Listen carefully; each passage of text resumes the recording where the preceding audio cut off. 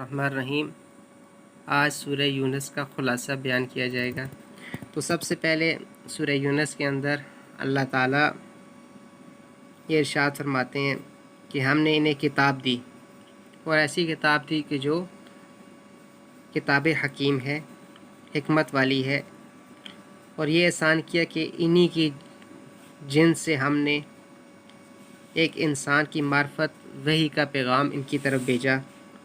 یہ ایسے احمق لوگ ہیں کہ یہ وحی سے فائدہ اٹھائیں، بجائے اس کے کہ یہ ان کو جادو کہہ کے ان کی جو بات ہے،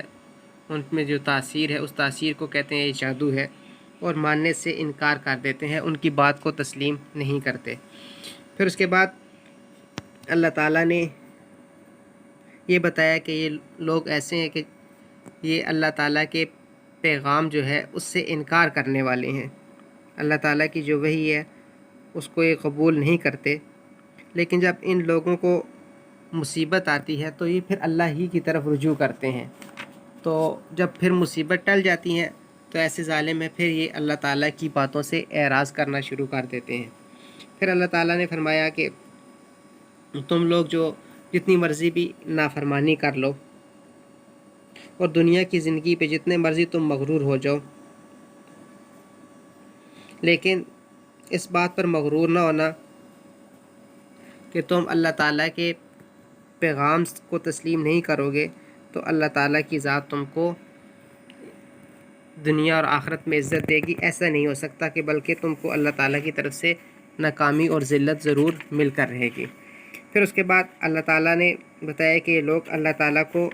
خالق، رازق اور مدبر مانتے ہیں۔ جب اللہ تعالیٰ کا ذکر کیا جاتا ہے تو یہ اللہ تعالیٰ کی بڑائی کے قائل ہوتے ہیں،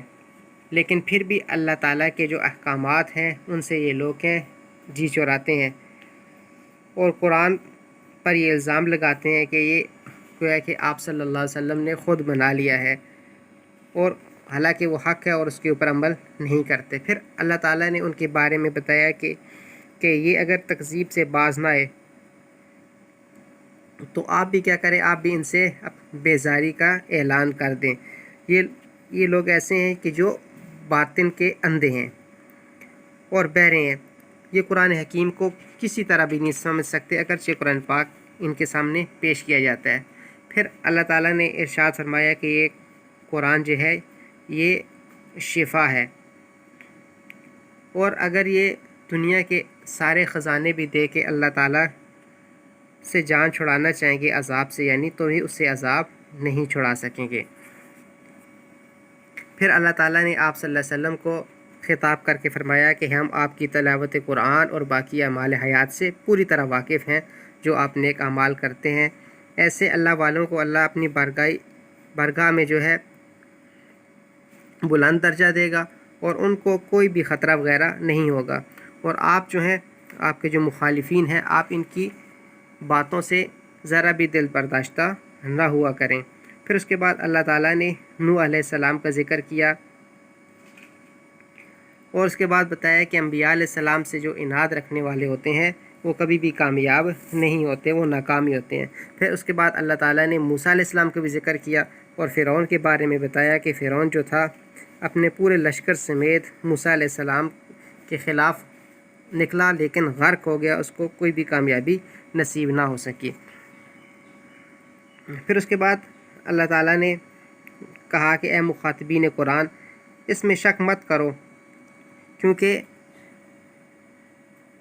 تم لوگ شک کی وجہ سے اس کی تکذیب کر رہے ہو۔ اگر ایسا کرو گے تو تمہارا بھی حشر ویسا ہی ہوگا جیسا پہلے جھٹلانے والوں کا ہوا، جس طرح انہوں نے جھٹلایا اس طرح حشر تمہارا بھی ہوگا۔ پھر اس کے بعد اللہ تعالیٰ نے کہا کہ اگر تم شک کی بنا پر، یعنی اپنے مسلک کو نہیں چھوڑ سکتے، کہ قرآن میں صرف شک کرتے اور کہتے کہ ہم اپنا مسلک نہیں چھوڑ سکتے، تو جو شخص اس قرآن کو مانے گا وہ خود بھی نفع اٹھائے گا، ورنہ انکار کا وبال اس کے سر پر عائد ہوگا جو نہیں ماننے والا۔ تو لہٰذا تم شک کو چھوڑ کے قرآن کی طرف